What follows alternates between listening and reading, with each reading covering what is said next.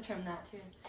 Okay, so final topic we're going to talk about is, did we learn anything about group process? What did we learn, and what did we don't think really works, like when it comes to group process? So like we did a lot of activities like round robin, free share, we did quizzes, and just little activities.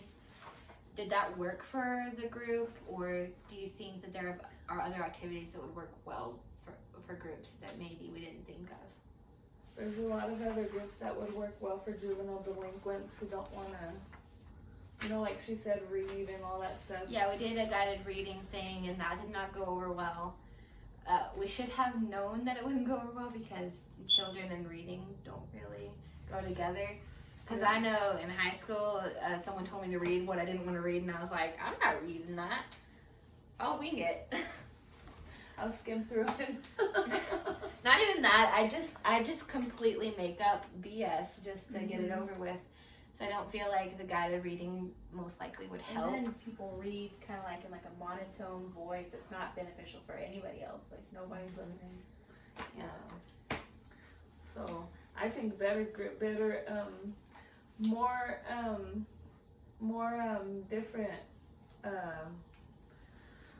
activities would be more beneficial. Like if it's a reading thing, I think just making it a little bit more creative, that would help. Like a Quizlet thing.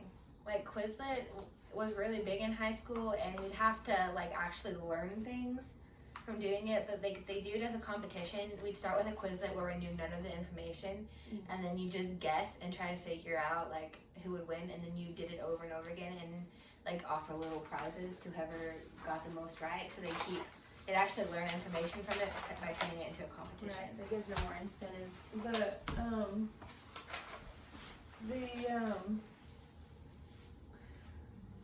Okay, well, for specific age groups, like how we talked about, from if we're starting from 12, 13, maybe 14, and then 15, 16, and 17, that would be two different groups that a subgroup leader could be in, or run. And honestly, the biggest thing I don't think we took into account is how much organization it really takes to run a group.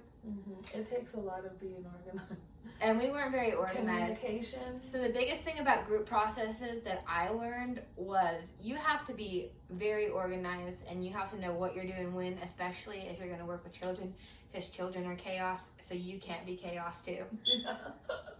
Yeah, they can be chaos. I think for my activities, since I did more like the interviews and then like the job training, that'd be more like towards the older group.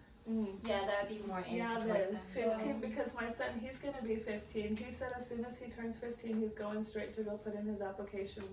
I mean, and I think that juvenile delinquents would have liked the mock interviews we did for the like job readiness thing, because it let them have like, it's like a role play thing between them, so they could have fun with it, but they'd also learn like how to represent themselves in job interviews. So I felt like that made it fun. I just don't think it would work with like the younger population because like they're not getting ready to go work. Yeah, that group session, those ones would be more better off. The fun games, the free shares. I think maybe for that group it would be more important to focus on like teamwork and stuff like that, because and the emotional skills and the emotional skills training, because that's when you're that young, that's when you're going through a lot. You're going through identity. You're going, who am I in this world? You're going through a lot. A lot of those ages don't know how to work with other people or how to talk to other people, or they don't even know how to identify what they're feeling. Right, that's why 12 and 13-year-olds tend to have outbursts, and you just look at them and you're like, I don't know what happened. It just happened. Well, they go through, especially with juvenile delinquents. I mean, in my own experience with having children with behavioral issues, there was a number of times where a behavioral specialist actually did say, and how they're trained to do specific things that help children. Well, not all children are the same. Every child is different. But every child with behavioral issues is different. On top of that, they have their, they all experience and handle things differently. So for one kid with a behavioral issue that, hey, you know, it's okay, you're gonna be okay, they can perceive that as a threat. They can perceive that as something else, and like flip That's out. also You're something choking me, you know. that brings up another point. When it comes to organization, it's important to be organized but not rigid, because a lot of the time plans Yeah. aren't going to go the way they are. And especially with working with kids, I wish that I had given options instead of just created a plan. Because giving them the option, like, To say it helps them like to choose between these activities, it gives them like a sense feeling of of they control. had some control in what they were doing that day. Yeah. And I feel like a lot of juvenile delinquents, a lot of what's been going on in their life has been out of their control. So I feel like that would have helped a lot. Oh more. yeah. Just focusing on the group population and what would most benefit them, and like how interacting with them, like what interactions would help the most. Yeah. So like with 12 and 13-year-olds, you have to be more rigid. You have to set the guidelines, because then they're just going to go crazy. But like with 15, 16, 17-year-olds, they want some decisions because they're getting into adulthood Yeah. and they need some control. Yeah. Like yeah. I know exactly what you mean, because I mean, I don't feel like I took into account like the certain population and how to interact with that certain population. I was just thinking in general with like people that are Yeah. going through stuff, and it should have been more focused, like population focused. But part of it was also that we didn't have a population really. So I think we just based it off of like one population, and that was like the older one, instead of like looking at the younger ones, because like if we would have did that, then the activities would have been like different, especially like separating them. I think for this specific assignment, it would have had to been one or the other. You know. Yeah, and like if it had been an actual meeting, I think we could have done the entire group. But like as we were talking about earlier, co-leaders, we could split up the group so we can each do our individual things. Yeah. Since we did have technically 4 leaders, I think it would have worked really well. Yeah. We could even probably go older, since we have we could do 12 and 13s, 14 and 15s, 16 and 17s, and then like the 18, maybe 19. We could bring 19-year-olds into it, and like we could each take a little group of 2 years and like focus on them. It would give them more personal interaction, and we could help more kids because we could have more people in the group, Yeah. not just 10 people. Yeah. Yeah. So, 'cause- for kids that are, that have a history of like running away, do you think it would have been beneficial to help them create a safety plan? Like, Oh, yeah. should they run off? What is your plan to stay safe? I have a runner. I mean, he don't run away, but I have a runner, and he's 8 years old. And he gets upset, he has behavioral issues, and he runs away. But I have gone over a safety plan, is not what I called it to him. Just, and then also with the teachers, his counselors and everything, because I thought of that as a parent, it would be a good idea to do that with a kid in this age group in our group. Like at-risk children. I feel like Yeah. something I would have wanted to bring up with, especially the emotional intelligence one, is I have depression and anxiety, and I know a lot of children in this particular group also suffer with that. And a lot of the stuff they teach us is behavioral therapy, like cognitive therapy. So maybe like teaching some meditation or some inner reflection skills to them. So like in instances where they feel like they want to run away, they can go through their head and be like, what are the reasons I should run away? What are the reasons I shouldn't run away? And be able to have those problem solving skills and emotional resolution skills.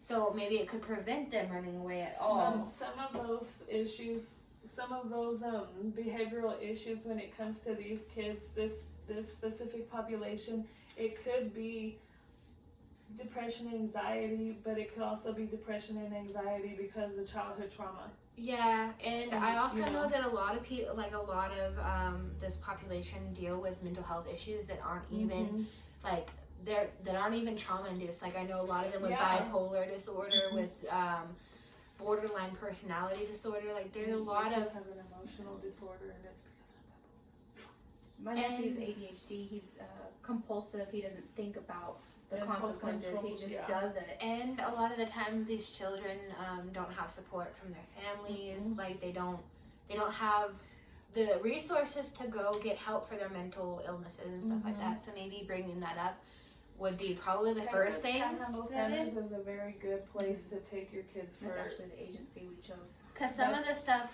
while it where I is take my kids. emotional regulation, some of it is medical. Mm-hmm. And Well, see, a place like Texas Panhandle Centers focuses on that, the behavioral issues, and also they have a doctor, 2 doctors on staff that do help with the medical side of it, that they can prescribe medications for either just all mental illnesses, for everything. see, I feel like if I were to do this again, I'd have a little section of each meeting just to talk about resources, Mm-hmm. whether it's a repeating resource, but just to remind them that it's Yeah. there for them, Mm-hmm. and just like give the opportunity to tell the kids that if they need help with something, just to come talk, because I don't think we really mentioned that. Mm-hmm. That So you want to like create a support system. yeah, Yeah. like the whole point was to create community Yeah. and support. So having a little bit of time at the end just to give them like a time frame to come talk to you about stuff that maybe they don't want to talk to the group about, or that they're specifically dealing with, such as if they have bipolar disorder and they don't know how to handle Yeah. their disorder. Like, come talk to me about it, and we can get you set up with some resources, or you can just talk to me. I'm a listening Yeah. ear. Mm-hmm. Just Yeah, because sometimes sometimes that's all it takes is just to vent and to say, you know, this is what I'm going through and this and that, and you know, you're hearing and you're listening to your client talk about what they're going through, but at the same time, you're okay. They're having this problem. This is where they might need help. I'm going to throw this out there in a minute whenever they get done talking this resource, and or they say they might need this. Like some of their stresses could be like, well, my mom can't give me clothes. So I think having resources that can help them with things that they want or need, that would help. I think just giving them the excess time at the end where we're Yeah. not having scheduled activities. Yeah. One, they can just have friends and they can talk to each other, but it also gives them a chance to talk to us about things that they don't want to talk about in group. Yeah. And like resources that we can give them that maybe not everyone needs, or something that's embarrassing to them. So a lot of them Yeah. are embarrassed, and if you bring up, like, they may talk about it briefly and you could bring up like resources for them, but you bringing up that resource, everyone's going to know it's for this particular person, and that could be Mhm. embarrassing. Mm-hmm. It's It like could calling be, your and- client out. Yeah. And- like telling them to come to class. Oh It God. can be embarrassing, and I've been in that situation. I know people have been there, and it makes them not want to say, okay, hey, I need this kind of help. You know, if you don't want to embarrass, especially kids. Yeah, just giving them, because a lot of them, they come for the time they're scheduled and they're Mhm. expected to be somewhere, or they're expected to be home. So Mhm. scheduling some extra time where there aren't planned activities, I feel like that would be helpful to most groups. Not even just children, just a majority of groups. I think it would benefit. If there's one of my things, and I bet you he was chewing on it. See, my poor dog. But other than that, I think that's pretty much all we got. I really got to learn about group process because we couldn't actually facilitate a group in the community. Did anyone else have anything to add? You let us talk No, about I think it. the connection to resources could be beneficial, because sometimes that just can help to solve a lot of the problems. Like, say if a child is in trouble for theft, maybe they're stealing because they're not being provided for, and that's just their way Yeah. of surviving. But also, they could be a kleptomaniac, and Could be. that's an impulse control issue. That's something that is an actual disorder. So just getting to the bottom So, of why yeah. they have that behavior. That's good. Yeah. There's a bunch of different ways stuff like that can go in, directions, and what it could be, what it couldn't be. But I think the biggest thing for kids to know, and especially in a group thing, is to know that they have. It can help them identify an issue that's going to save their life in the long run, and save their life as in it'll keep them from stealing something if they are a kleptomaniac. It'll just give It'll them better keep them- coping skills. Yeah, better coping skills. And, like resiliency, like the whole point of this group, I feel like a lot of groups that I've known are like, you can't do this, you can't do that, or like especially court ordered stuff. Yeah. It's specifically saying what you can't do and give them restrictions. Yeah. And I feel like, especially for this group, it was just important to give them education and not order them around on what they shouldn't do. So when they would come to us, they wouldn't be in trouble for anything. Yeah. Like, that was the biggest thing I felt like we needed to focus on, is not making them feel like we're another enforcer. Yeah. You know, what I think, especially what I've learned from the, in the school and education wise, like in ARD meetings and stuff, do you know what an ARD meeting is? Whenever you have a kid with either disabilities or emotional disorders, or you need dyslexia, stuff like that, or behavioral issues, you would eventually start having ARD meetings to discuss a plan that can help your kid and all that in whatever direction or whatever they need to go in.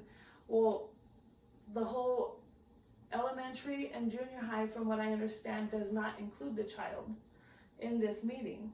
Well, in high school they do. And as freshmen, they get to include the child in the meeting. The child gets to see and hear and everything that's going on, so they don't feel like they're talked about, you know, behind their back, and then, you know, but they also, they get to say, okay, well, what do you think we can do to help you?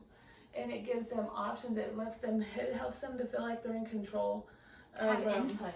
yeah. They have a say in what's Yeah. going on with them. And that, I think that's a big thing with juvenile delinquents, or, you know, just like you were talking about restrictions and all that stuff. And if the kid feels restricted, sometimes that makes them act out worse, you know.